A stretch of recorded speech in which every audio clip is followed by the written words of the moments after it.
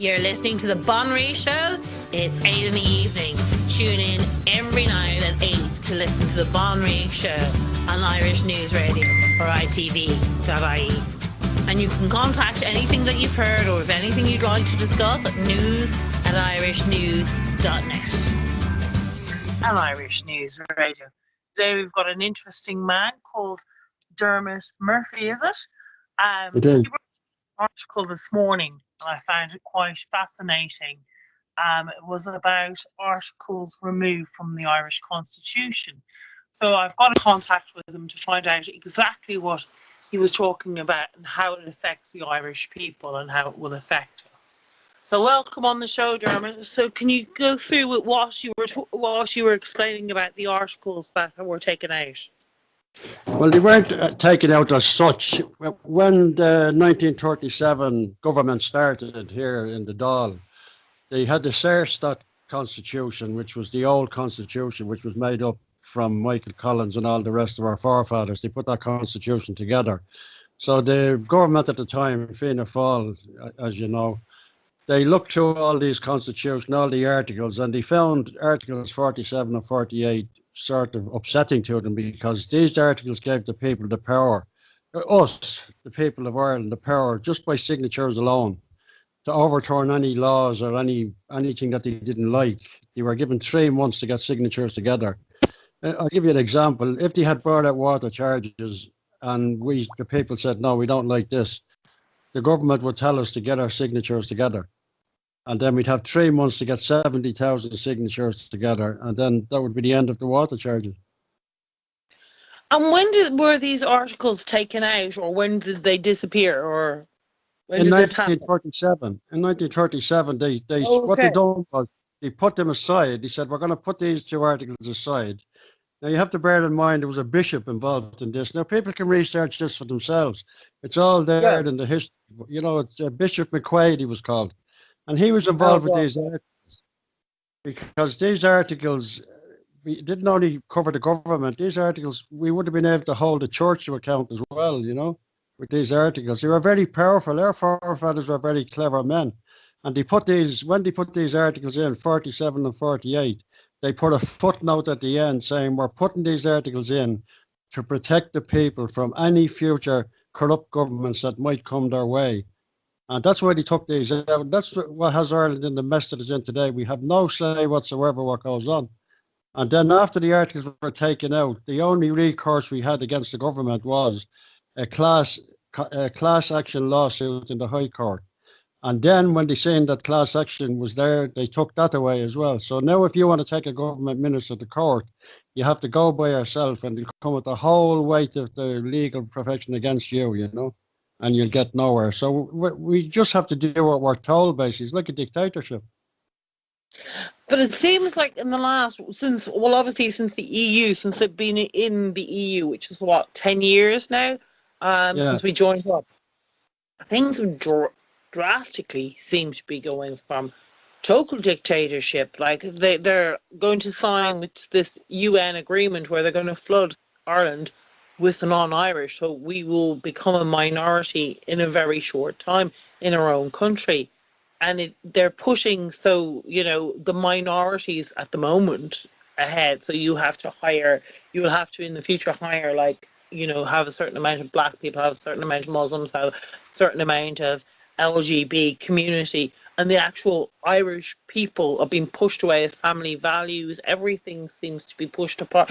Why do you think there's a huge drive all of a sudden, even though it was 37, as you said, those articles were taken out? So that's quite a long time.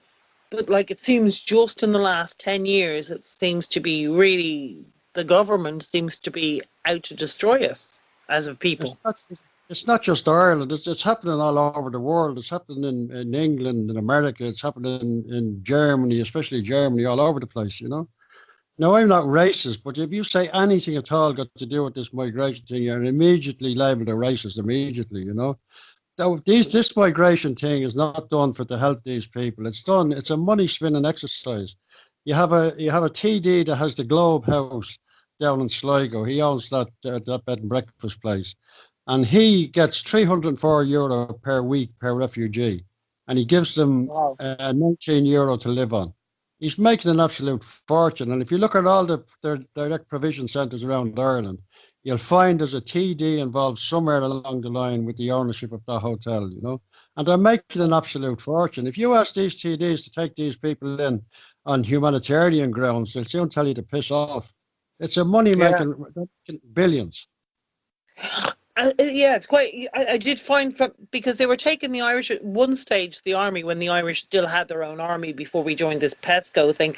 They were taking from actual Irish armies. Now they were bringing them across to Italy on boats. I would often think, Jesus, I don't know how Italy didn't cause war on us for doing that. But now they've actually started, since Italy got a new government who doesn't take any crap at all. Like he's not doing any of this. He didn't sign up to the UN. And he's constantly battling with the EU. But Ireland took recently a boat off Italy that they decided that they're not taking in any. In fact, Italy are doing the opposite. They're beginning to send them home because they found that their country was just too much in danger. It's majority of them, it's nothing to do with their skin color. It's to do with they're mostly North Africans or Islamic countries, and they come from a completely different ideology because most of the West, whether we like it or not, have Christian values. Now, a lot of African countries that have Christian values, they're not the ones that are dangerous to us, but the ones who have whether you like it, Islamic has a very, very different sets of what's right and wrong and different, I suppose, culturally what we would see is right or what's okay.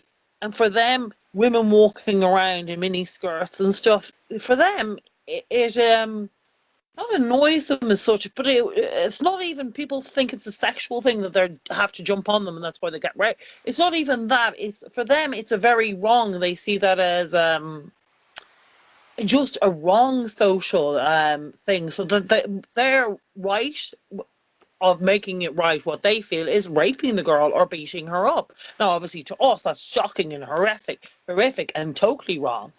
You shouldn't do that. But that's where the problems with cultures come in. You know, their rights and wrongs are completely different. And just because you transport them into a different country, you can't expect them just to kind of go, oh, you know what, we have the same views, because they've grown up with completely different value sets. And as I said, like what's right and wrong. People just presume that everyone has the same rights and wrongs, and we don't. And unfortunately, we weren't good people. We're going back to the Old Testament. Before the New Testament, before Jesus Christ came, before Christianity came into the world, people were living like the Old Testament, which is like, even though Islam is 800 years younger than Christianity, Jesus Christ came to teach us how to live and to show not to go back to the Old Testament. But this, by bringing these cultures in that haven't got Christian values, we're going back to what it was like in the Old Testament, or even worse, because Islam is quite horrific. So this is quite dangerous experiment the whole Western world is taking up, and I don't know why, other than a money racket, and where this is going to lead. Where do you see this going? Well, if you get an influx into the communities, like in England, and you've noticed all the council officials and all around London, they're all Muslims, most of them, you know, because you have a huge amount of Muslims in that area, so they'll vote them into power, you know, into the councils, you know. But I don't want to get into the racist thing. It's a money-making exercise, and the only reason they're bringing these people in is for the money. And the excuse that they give you is, oh, you're racist if you say anything. They're from war-torn countries. They're coming in here from Albania. Albania is not at war with anybody. They're coming in from different they're coming from Greece. They're coming from everywhere. That's countries that's not at war. They're getting €300 for every person they bring in. It's just a money-making exercise to get rich quick. Absolutely, yeah, because majority of them are young men of a fighting age. They're not children, they're not women, and they're not what should be considered as refugees, sick, old, or anything. They're young men, very healthy, and as you said, here 2 years, they can fight 8 people then themselves. They can which? When they're here 2 years, they can in turn invite 8 people, 8 family members when they're here 2 years. Insane, absolutely insane. And the Irish taxpayers, we just can't do it. Like, I mean, this country will collapse. Like, if you Well, have a majority of them don't work, don't speak English, and aren't educated, I'm not being racist, but that's what it is. They're not picking people out, kind of going, you know what, well, let's go to the best, I don't know, colleges and pick out some really well-educated people who speak English, who will be able to, you know, do certain jobs or maybe even work in the building trade or whatever. They're not doing that. They're opening the border, and most of them are migrants, economic migrants, but they're just sponging off the dole as they are in the UK and stuff like that. I don't blame them. But but it's that's where up we to need government to stop them. that's where we need them articles back in, because if we're not happy with what the government is doing, we just challenge them and say, look, we're not happy with this, we're not happy with that, we're not happy with the water charges, so we want the referendum. So they give you 90 days and we go and get our signatures, you know, and over change things, you know. But you see, the only problem with that is because we actually aren't independent anymore. We belong to the EU, which is like a company, like the rest of and we're stuck into that. Now, we're even going a step further from the EU, which was bad enough. We're actually stepping into the UN, and we're going to be under their rule, which is completely, they want kind of one government, like just to an economic sort of have everybody lower than them, and to put all these, what they see is cheap labour force, to break the working power. So there will only be a certain amount of elites, and that's what we'll be signing up in December But for. that's what the bailout started all of this, with bailing out the banks. If that bailout had happened, if we had the articles in power in the Constitution when that bailout started, Lenihan would have had to come to the people and say, hold on, what do you want to do? You have to get signatures. Do you want me to bail out the banks or not? And the people would have decided. I wouldn't have bailed them out, that's for sure. See, but the problem is they did kind of, well, they asked us in Nice 1, Nice 2, do you want to join this EU? He said And no. we said no, but then they said, okay, you have to do it again because you didn't get the right answer. So then they Well, if changed the the name a few articles in, you years say, later. hold on, we're not doing it again, you know? So we would have got 70,000 signatures and said, no, we're not doing it again. And it's Yeah, easy to get them. Look at the water movement march. There was 200,000 people there. You'd pull yeah. 70,000 signatures from that easy and stop the water charges altogether.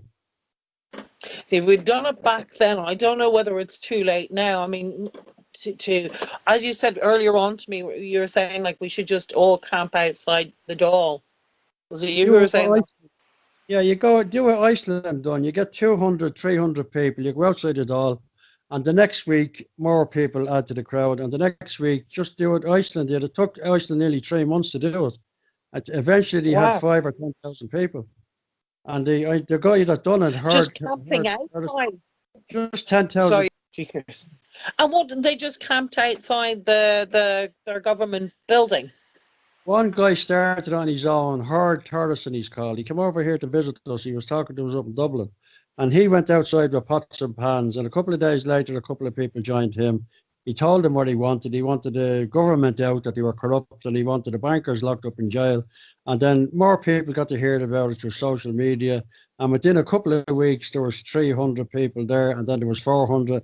And suddenly there was 10,000 people. They just got a grip. And the traffic couldn't Wow. move, nothing could move. And the government just resigned, and he locked up the bankers, and he sacked all the politicians, and he put people into power who could manage the country. And now Iceland is a booming economy. You've no debt. He told the banks to piss off, and he locked up all the bankers. Wow. And that's what should have happened here. That's I what was we outside still could the night do. of the bailout. We I was still do outside that. the Dáil. I was outside the Dáil the night of the bailout. Myself Yeah. and 40 other people. We went outside the night they were signing that bailout, and we had a petition for the president. And we wanted the president to sign the petition and give it a couple of days. We had a court case the next morning challenging the constitutionality of the bailout. There was Ben Gilray was up in court the next morning at 10:30, and we asked the president in a letter to hold, don't sign these documents, don't do the bailout until the court case tomorrow. And at the court case, we would have got an adjournment, and we probably would have won the case. But they took the papers from the Dáil, you probably know about this, by taxi across to the president's house, and he signed them there in the park and brought them back. And we were outside the Dáil, and at 4:30 in the morning, 5 o'clock, it was -5 degrees, it was freezing. Then politicians come out of the Dáil, pissed out of their heads, and they hadn't got a clue what they had signed. we spoke to politicians afterwards, and one guy, I won't mention his name, he was actually crying at a meeting he came to up in Dublin. And he said he didn't know where he signed that night. They handed him a book like a telephone book, and he had 20 minutes to say yes or no. And because of the party whip system, he had to go with his party or he would have been a black sheep. And that's where you need these articles back in, you know. I think you're dead right. The only thing we can do is what you're saying. Get out the pots and pans and just start, We're going to have to. The Dáil. That's the only way. Surround the Dáil and get thousands and thousands, like the water charges, get enough people. If you can get 100,000 and surround the Dáil and tell them no other option, we want you all to resign, everyone is out, and throw them all out and put a new government in there. I think that we've got to organise that, because I think there's no point us going on. Like, I think this country is just heading, and after Brexit happens, now I think the British will thrive, and I think we are headed for a huge problem. We're going to go for another vote on that, and it'll be defeated. It's just a mess, that is. Brexit's not going to happen. And what the thing is, you want to get all these politicians out of there and put our own people in, you know, with recall, direct democracy, put the articles back in. And the beauty about the articles is, if you go in as a politician under these articles and you do anything untoward, corruption or otherwise, get your family a job or your sister a job, you're immediately sacked and recalled out, you know. There's no other way about it. You go in, you stay straight, you work for the people. And if you fail that, you're sacked. You're out, you know. Well, that's the whole thing. That's what they're supposed to do. They're supposed to be working for the people. They're working completely for themselves. And we're the only country in the world that holds the voting boxes overnight. The only country in the world. And I've been to 3 count centres, and I've seen the corruption there for myself. They have the voting boxes locked with a tie strap that you can buy in the pound shop for 50 cents. A little plastic tie strap. There's no lock on the boxes at all. It's a little plastic tie strap, and you buy a dozen of them in a bag for 50p. And they can do anything with them boxes at night. They can put in votes or take out votes or do what they like. Because I know for a fact we voted for somebody over in, he was from Dunboyne. And I know for a fact that we got at least 300 people to vote for this guy, you know. And at the count centre, it only showed up 75 votes for this guy from Dunboyne, which is a load of bullshit. So all his votes were taken out of them boxes, you know. And that's how they do it. That's how they're getting in all the time. And England, Germany, and all the countries, when they start their voting, they start counting the same day as the voting is finished. As soon as they get the tally, they start counting straight away. Ireland, with 4 million people, 4.5 million, they hold the boxes overnight. It's ridiculous. It's just a big con. Absolutely. So there was video footage on YouTube of them changing the boxes on, I think it was Lisbon too. So actually, it was supposed to be Lisbon too. It was either they were changing it. They had gone in and they had footage of it, sure. And then they released the information on Sky News before the boxes were even counted, because obviously they didn't know that. And not only that, they're telling you that they're corrupt. They're saying we are corrupt and there's nothing you can do about it. Liam Lawley, you probably heard about him a few years ago. He went off out. They sent him out to Russia. And he told them that when he comes back from Russia, he's going to take them all. He was going to jail. He was facing jail for corruption. And he told them all, Bertie Hearn, the whole lot of them, when I come back from Russia, I'm bringing you all down with me. He never got back from it. And the prostitute that was there and seeing the accident, seeing the car driving into him, told the inquiry over in Russia that she seen this car parked down the road with the lights on, and Liam Lawley came across the road. When he was in the middle of the road, this car sped up and run him down. And now this prostitute suddenly went missing all of a sudden. She's never been seen again either. These guys are dangerous, corrupt, dangerous individuals. And they go to keep their jobs and their lotto-style pensions and the whole lot. They're willing to kill, and they will kill, you know. My God, that's incredible. It's insane, because they've all got cushy numbers now in Brussels. I think Leo's got a good number. Once he collapsed this country, and it is collapsing, I think even after Brexit, we won't last long. I think our country is going to collapse, and they're going to probably close the banks. The banks are going to collapse. The whole thing will collapse, and it'll go under.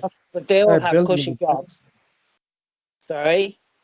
The sooner the better we can start building it up again. But they've wrecked the place. I mean, they're guaranteed, once they become a politician, they've only got to work 2 or 3 years. They're guaranteed a lifetime pension of €2,000 a week. Not only that, as soon as they retire, they get a quango job for 200 grand a year, and they've probably 3 or 4 houses rented out. Most of them have houses rented out. Now, my partner here, she turned for her pension here last year, and they came here, and like the Gestapo came to the house to interview her for her pension for a measly €200 a week. And they virtually told her that if they found out that she had the house rented out, that they'd send her to jail.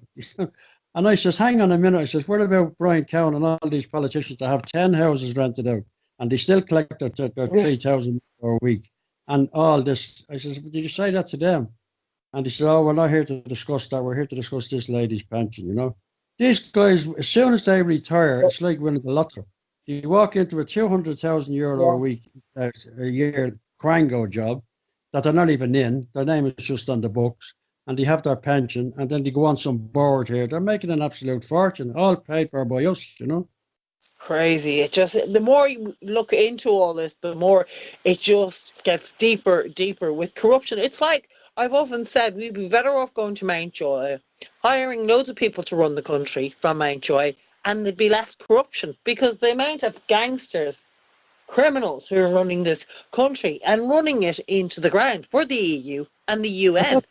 You see, that's why they took the articles out, because nobody could challenge them. We took a minister to court. I was telling you today, we took one of the water charges ministers to court to ask him to explain about Ireland's exemption of the water charge. We just wanted to ask him some questions, cross-examine him in the court about the exemption that we have, which we do have, an exemption. We don't have to pay water charges as far as Europe is concerned.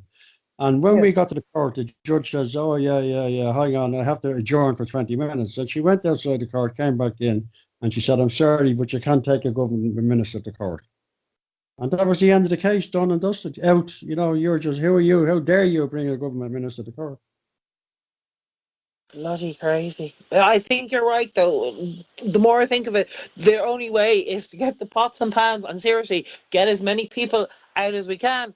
I'm going to spread that around and see if we can get some bites on it. And if you plan on something, let me know if you're going to, and I'll see if I can get people to do it. And let's just get it on air. And I think that's the only way to actually get out. In Iceland, just go online, see what Iceland did, contact the people, Hardert Hardison, he's there, the man that done the whole lot, and he'll come over and do talks. He come over and done talks with us on how to go about it, you know. But it's the Irish people are beaten down. They're beaten down with the banks. For the last 2 years, I've been going around the courts helping people keep their houses. I stopped work, and every day or every week I'd go down to Tullamore, Portlaoise, the Galway, Sligo, all the different courts. And I'd help people. Some people wouldn't turn up, too frightened to go to the court, you know. And I'd help people now. But I'm back at work myself now because I just gave up in the end because I just said, here. And I'm really thinking about getting out of Ireland after Christmas because I think Ireland is gone. It's finished, you know, unless they surround the Dáil. If they surround the Dáil. I think we're going to do that. I don't think give up. Let's go, like, all of us. Like, I think if you can get your contacts and you do something with the Dáil, tell me about it. And I'll try and get people, and we just do. Give it one. I think you're right, though. I think after Christmas, but I think, you know what?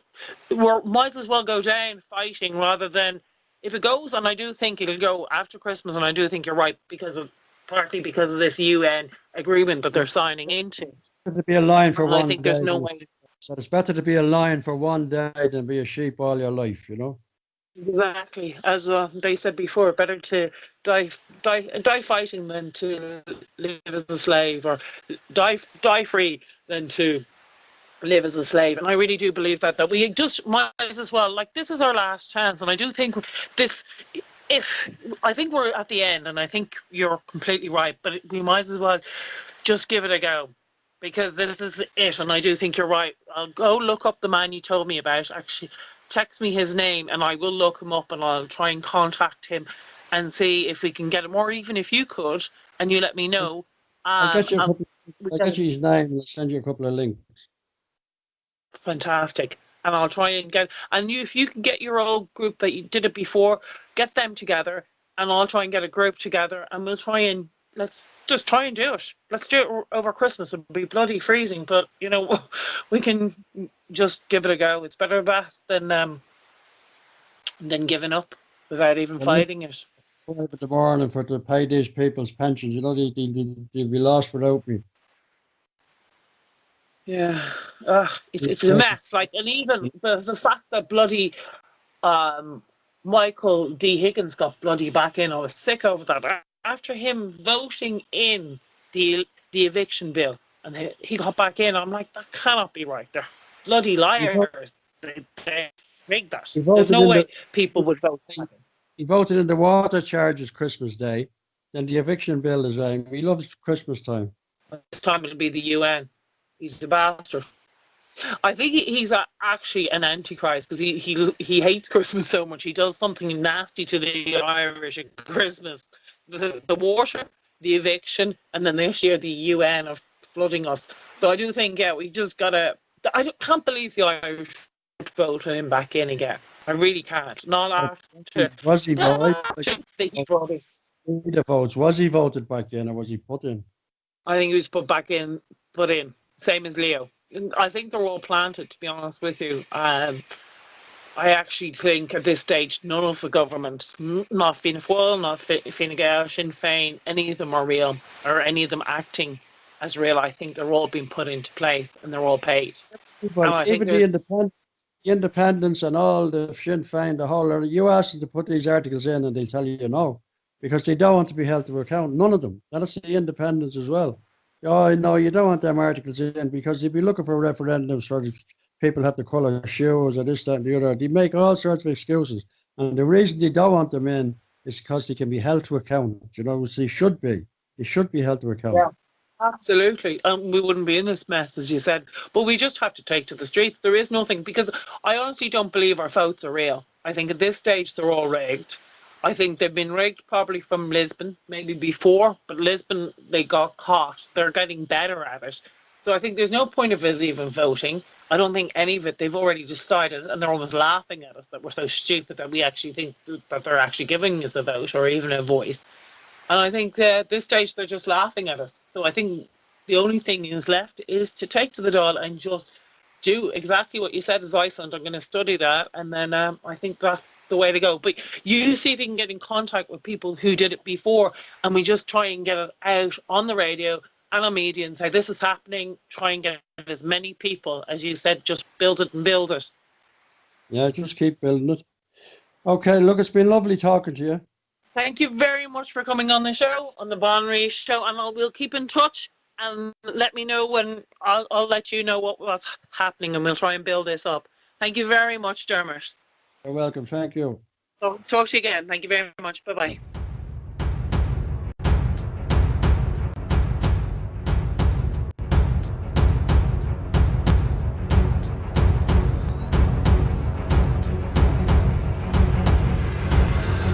You are listening to Irish News Radio and irishnews.net. Email news@irishnews.net.